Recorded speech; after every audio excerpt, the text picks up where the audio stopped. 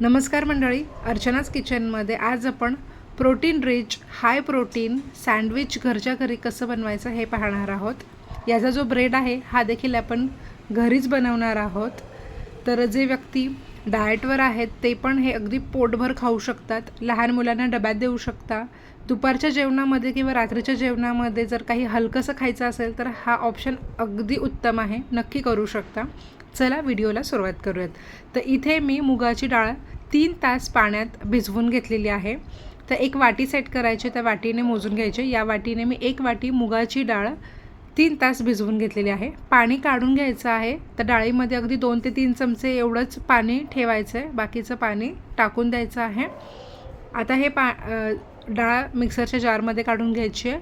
यात सेम वाटीने 1 वाटी रवा घ्यायचा आहे। तर इथे मी जाड रवा वापरलेला आहे, बारीक रवा देखील वापरला तरी चालेल।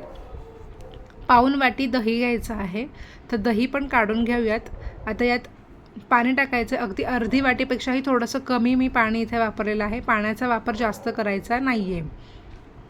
थोडासा आल्याचा तुकडा आणि 2 हिरव्या मिरच्या टाकून घेतलेल्या आहेत। आता हे मिक्सर जारमध्ये आपल्याला चांगलं बारीक फिरवून घ्यायचं आहे। तर या पद्धतीने याचं बॅटर तयार करून घ्यायचं आहे।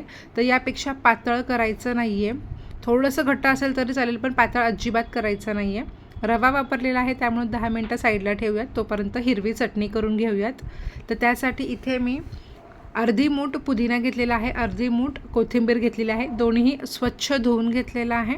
आता यामध्ये हिरवी मिरची टाकून घ्यायची, तर 3 हिरव्या मिरच्या मी इथे वापरलेला आहे।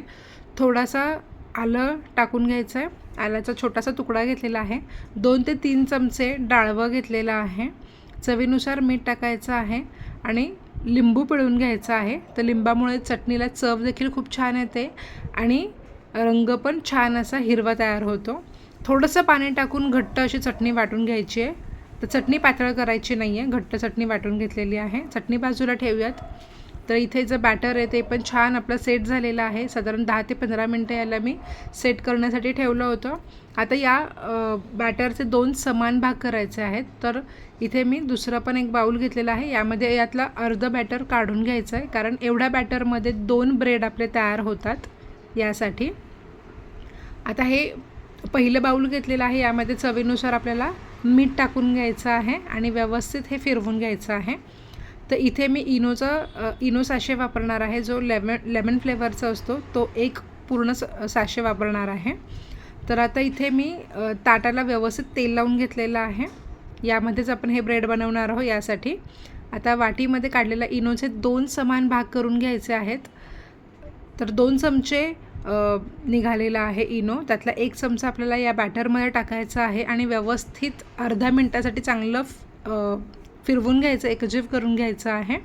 त्यानंतरनं हे बॅटर आपल्याला तेल लावलेल्या ताटामध्ये काढून घ्यायचं आहे। एका बाजूला गॅसवर मी एक पसरट पॅन चांगलं गरम करायला ठेवलं आहे, त्यात पाणी टाकलेलं आहे, चांगलं गरम होऊ द्यायचं आहे। या पद्धतीने उकळी आली पाहिजे पाण्याला। आता या स्टँडवर आपल्याला हे ताट ठेवायचं आहे आणि एक 7 ते 8 मिनटं चांगलं असं हे वाफवून घ्यायचं आहे। तर एक 7 ते 8 मिनटं झाकण लावून याला छान वाफवून घेऊयात मीडियम गॅसवर। तर एक 8 मिनटानंतरनं छान असा आपला ब्रेड तयार झालेला आहे। टूथपिक टाकून बघितलेली आहे, अजिबात बॅटर चिटकलेलं नाही आहे, मस्त ब्रेड तयार झालेला आहे। हा ब्रेड आता संपूर्णपणे थंड करून घ्यायचा आहे आपल्याला। साधारणपणे एक अर्धा तास चांगलं संपूर्ण थंड करून घेतलेला आहे मी। याच्या कडा मोकळ्या करून घ्यायच्या आहेत सुरुवातीला आणि मग हा ब्रेड आपल्याला बाहेर काढायचा आहे। तर इथं मस्त असा हाय प्रोटीन ब्रेड तयार झालेला आहे। मुगाची डाळ सगळ्यांनाच माहिती आहे किती प्रोटीन असतं त्यामध्ये। तर मस्त असा हा आपला ब्रेड तयार झालेला आहे।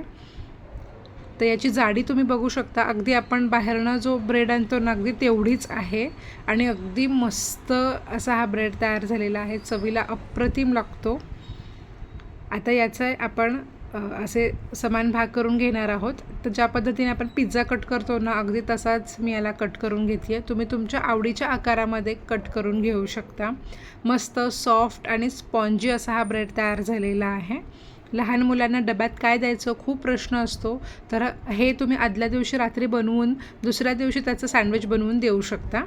आता इथे हिरवी चटणी लावून घेऊयात।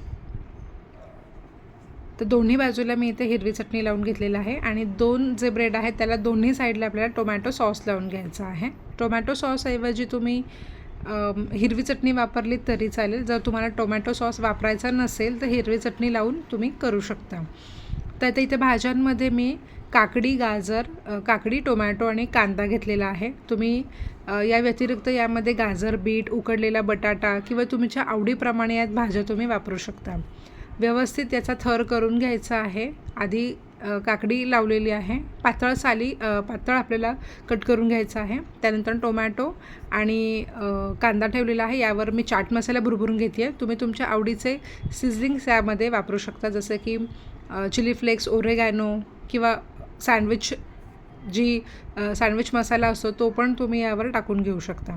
तर दुसरी स्लाईस यावर ठेवलेली आहे. आता हे व्यवस्थित आपण तूप लावून छान असं भाजून घेणार आहोत. तर पसरट पॅन घेतलेला आहे, त्यात तूप टाकलेलं आहे. तूप किंवा बटर काहीही वापरू शकता. आता हे अगदी स्लो टू मीडियम फ्लेमवर आपल्याला हे छान असं खरपूस होईपर्यंत भाजून घेऊ शकता.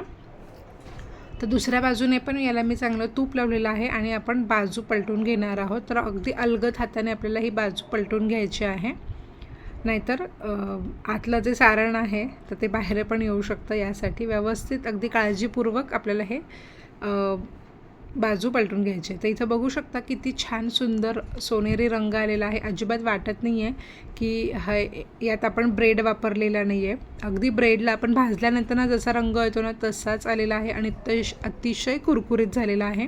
दोन्ही बाजूने छान ब्रेड भाजून झालेला आहे. आता ब्रेड काढून घेऊयात, सँडविच काढून घेऊयात. तर याच पद्धतीने दुसरं सँडविच देखील मी भाजून घेते आहे. तर अतिशय चविष्ट, कमी वेळात तयार होणारं हे सँडविच आपलं तयार झालेलं आहे. तर कशाला बाहेरचा ब्रेड विकत आणताय, तुम्ही घरच्या घरी मस्त असा हाय प्रोटीन ब्रेड बनवा आणि त्यापासून हे सँडविच बनवा. अतिशय चविष्ट होतं. लहान मुलांना, मोठ्यांना, सगळ्यांना आवडेल असं हे सँडविच आहे. माझ्या सांगण्यावरून हे सँडविच एकदा नक्की करून बघा. व्हिडिओ आवडला असेल तर व्हिडिओला लाईक, शेअर, कमेंट आणि चॅनलला सबस्क्राईब करायला विसरू नका. भेटूयात पुढच्या रेसिपीमध्ये.